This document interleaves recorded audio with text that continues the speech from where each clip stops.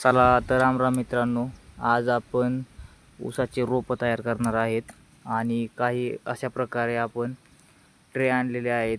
का शिल्लक थोडे ट्रे होते आपल्याकडं, ट्रे असे आणून ठेवले आहेत मोकळे आणि त्या ट्रेनमध्ये आपण अशी ऊसाच्या गुटल्या बारीक बारीक करून त्याचे डोळे चांगले आहेत का बघून ते आपण अशा ट्रेमध्ये लावत आहेत. आणि ह्याच्यात कोकोपीट एक गोणी आणली आहे आणि तिकडं 2 गोणी आहेत कोकोपीट. आणि हे काही औषधं आहेत, त्या औषधामध्ये ह्या गुटल्या बुडवून आपण त्यात लावत आहेत. आणि तरीही आता हे आपण असं ठेवलं आहे, ते वरनं ह्याच्यावर पाचात टाकून मस्तपैकी वरनं ताडपत्रीने पॅक करून 2-3 दिवस ठेवणार आहेत. त्याने काय होतं, हीट बसते आणि हीट बसल्याने रोपं एकदम चांगली पद्धतीने हे होते. बघू शकता काही अशा प्रकारे ही ऊसाचे तुकडे करते. आता ह्या समजा नुसता ऊस आहे, हा डोळा आहे, हा आता ह्याने खाण्यासाठी तोडलेला आहे. तुम्हाला दाखवतो कशा प्रकारे हे करते ते.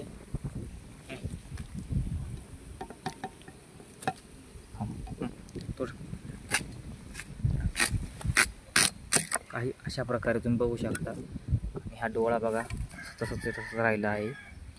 तरी अशाच नवीन माहितीसाठी आम्हाला सबस्क्राईब करा, फॉलो करा, आमच्या चॅनलला थोडा सपोर्ट द्या. मराठी माणसं कुठेतरी पुढे चाललेले आहेत. आणि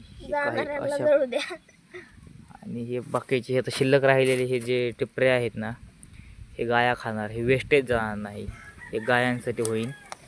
आणि जे आपल्याला लागतंय ते असं उगवण क्षमता चांगली राहणार त्यात. आणि शिवाय हे डोळे आपल्याला उपयुक्त आहेत आणि जे उपयुक्त नाही ते गायांसाठी.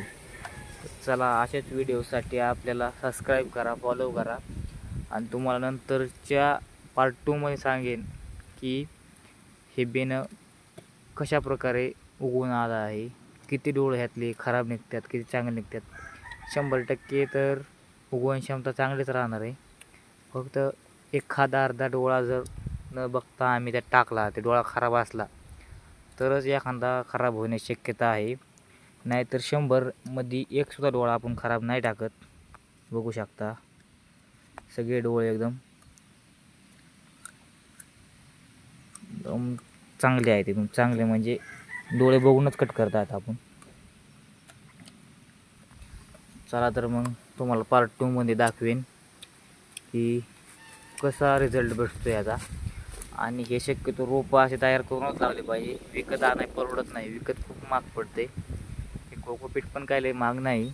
आणि खत काय आपलं खत साधंच आहे, त्याचा काही विषय नाही. चला भेटू नंतरच्या व्हिडिओमध्ये. धन्यवाद.